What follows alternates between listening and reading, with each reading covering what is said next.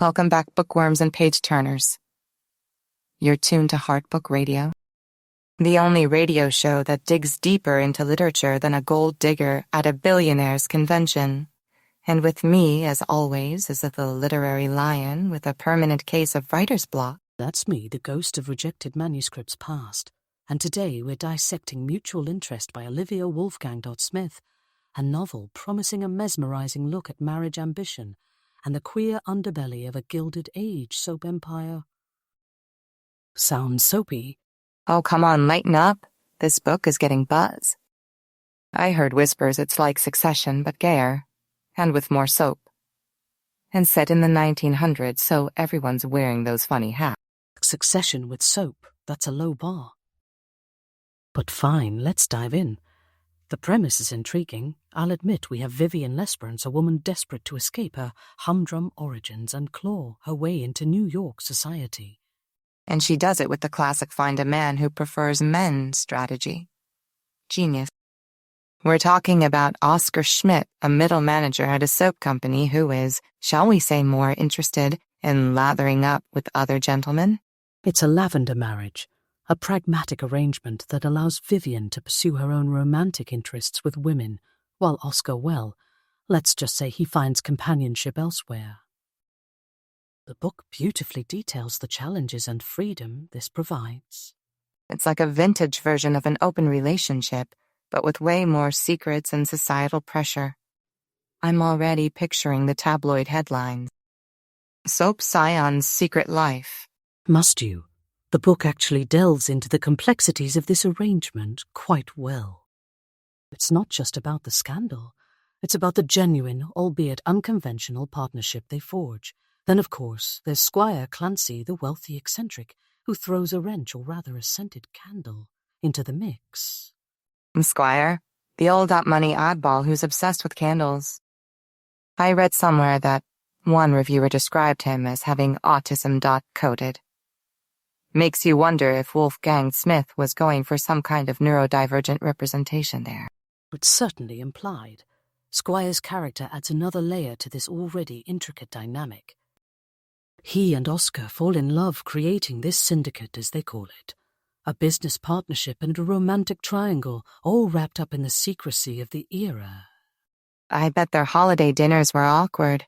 Pass the potatoes, darling, and by the way, are you still sleeping with my husband? The book is less about the salacious details and more about the power dynamics at play.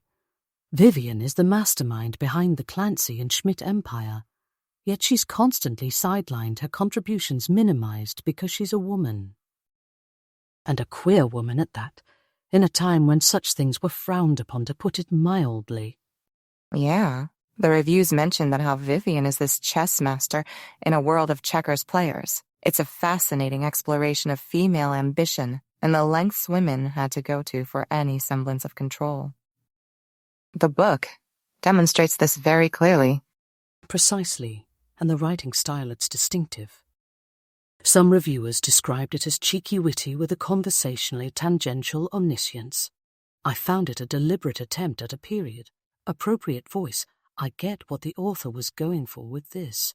You mean all that dear reader stuff? Some people loved it, some hated it. One review I saw said it threw them out of the story. Personally, I kind of liked it. It felt like a gossipy narrator whispering in your... It's a stylistic choice, certainly. I appreciate the ambition, the attempt to evoke the prose of authors like Wharton and Forster. But sometimes it felt like the style overshadowed the substance. There were moments where I craved more direct, emotional engagement with the characters. Speaking of emotional engagement, the book does paint Oscar and Squire's relationship in quite a touching light, though some readers felt it lacked depth in the early stages. Yes, the transition from business rivals to lovers felt somewhat abrupt. We're told they fall in love, but we don't see much of that blossoming. It's a missed opportunity, I think. Okay. Let's talk about Vivian's love life. Or lack thereof, really. She has flings, but no lasting connections. Is Wolfgang-Smith trying to say something about the price of ambition, the sacrifices women make? I think that's a fair interpretation. Vivian is so focused on building this empire, on securing her position that she neglects her own emotional needs. It's a tragic yet compelling arc, even if the ending, as some readers pointed out, feels ambiguous. Ambiguous is one word for it. Some called it a non-ding-ding. I'm still trying to decide if it's a brilliant stroke of ambiguity or just unfinished. Like the author ran out of steam. It's certainly open to interpretation, and perhaps that's the point. Life, especially for queer individuals in that era, was often about navigating uncertainty, about creating your own path in a world that didn't offer one. So, final verdict. Is Mutual Interest a masterpiece or a sudsy mess? It's neither. It's a flawed but fascinating novel with moments of brilliance and moments of frustration. The ambition is admirable, the characters are memorable, and the exploration of queer lives in a historical context is certainly timely. I'd say it's worth a read, especially if you're into historical fiction with a queer twist. Just be prepared for a narrator who likes to chime in a lot. And maybe don't expect a perfectly tidy ending.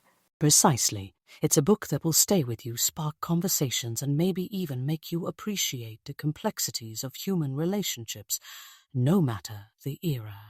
And that's all the time we have for today, folks. Join us next week when we'll be dissecting a cookbook. I'm not sure yet, but it'll be spicy, I promise. That is all for Heartbook Radio.